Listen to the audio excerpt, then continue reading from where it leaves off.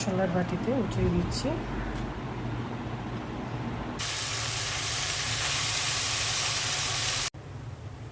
পোলাওটা সুন্দর ঝরঝরা হয়ে গেছে,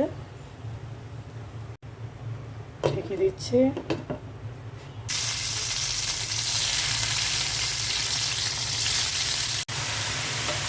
আসসালামু আলাইকুম, সবাই কেমন আছেন?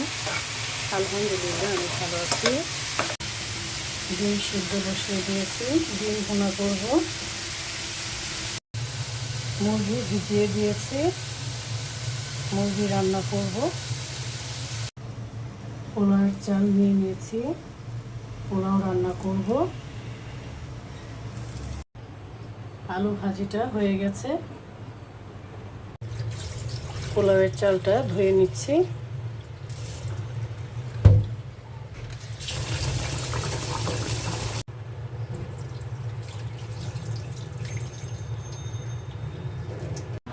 মাংস রান্না করব, যে দেখি জিরা ফাঁকি নেই, তাই জিরা ফাঁকি করে নিচ্ছি।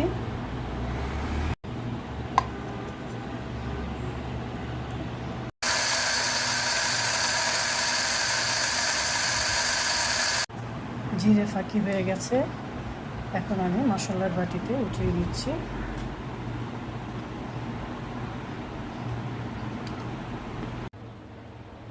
রান্নার জন্য আমি সব উপকরণগুলো রেডি করে নিয়েছি। মুরগি রান্নার জন্য পাতিলায় তেল দিয়ে দিয়েছি।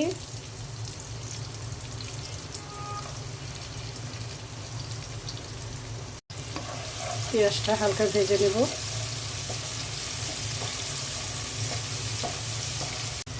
এলাচি দিয়ে দিচ্ছি, আর দিয়ে দিচ্ছি দারচিনি।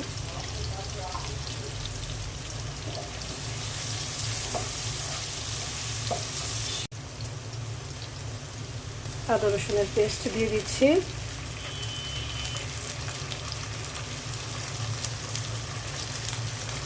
দিয়ে দিচ্ছি জিরে ফাঁকি,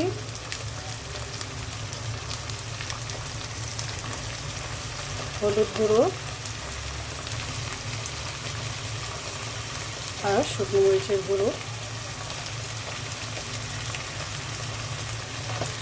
আর দিয়ে দিলাম লবণ। এখন অল্প করে একটু পানি দিয়ে দিচ্ছি।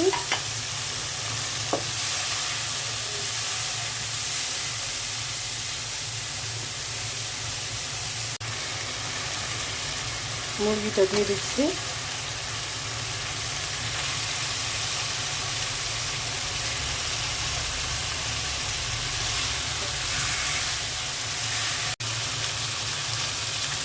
আলু দিয়ে মুরগি রান্না করব, আলু দিয়ে দিচ্ছি।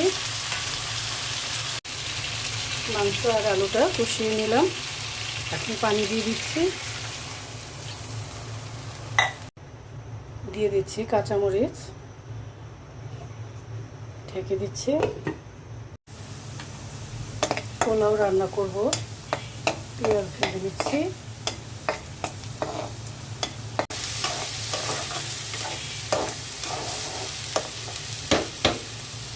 আদা রসুনের পেস্ট দিয়ে দিলাম, এলাচি, দারচিনি আর লবণ দিয়ে দিচ্ছি 2 চামচ, লাগলে পরে আবার দিব। এখন পোলাওয়ের চালটা ভালো করে ভেজে নিব। পানি দিয়ে দিচ্ছি।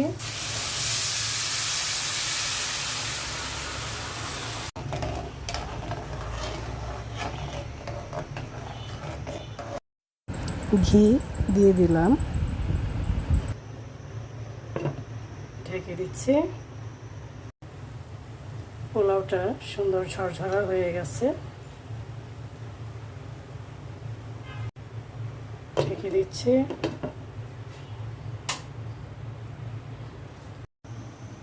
কয়েকটা মাংসের টিকিয়া রেডি করে নিয়েছি, ভেজে নিব।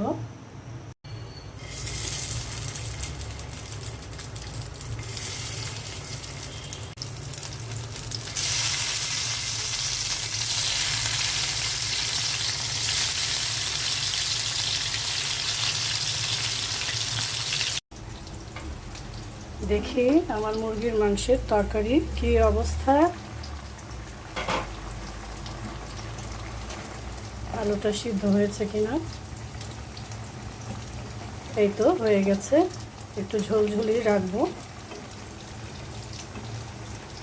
নামানোর আগে একটু জিরে ফাঁকি দিয়ে দিচ্ছি।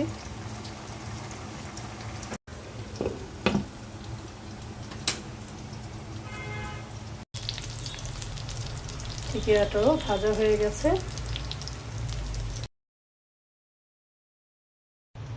টিকিয়া ভাজা তেলের মধ্যেই আমি ডিমটা ভেজে নেব।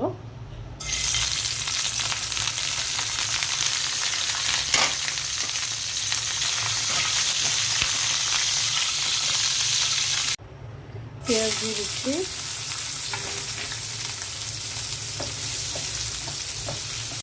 পেঁয়াজের মধ্যে দিয়ে দিচ্ছি এলাচি আর দারচিনি।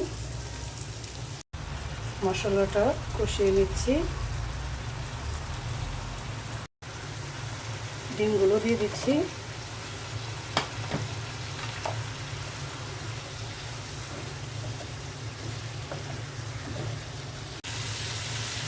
ডিম ভুনার মধ্যে অল্প করে পানি দিয়ে দিচ্ছি।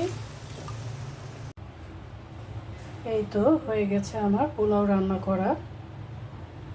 সালাদ, মুরগির মাংসের তরকারি, আলু দিয়ে রান্না করেছি, ডিম ভুনা আর টিকিয়া। সবাই ভালো থাকবেন, সুস্থ থাকবেন। আল্লাহ হাফেজ।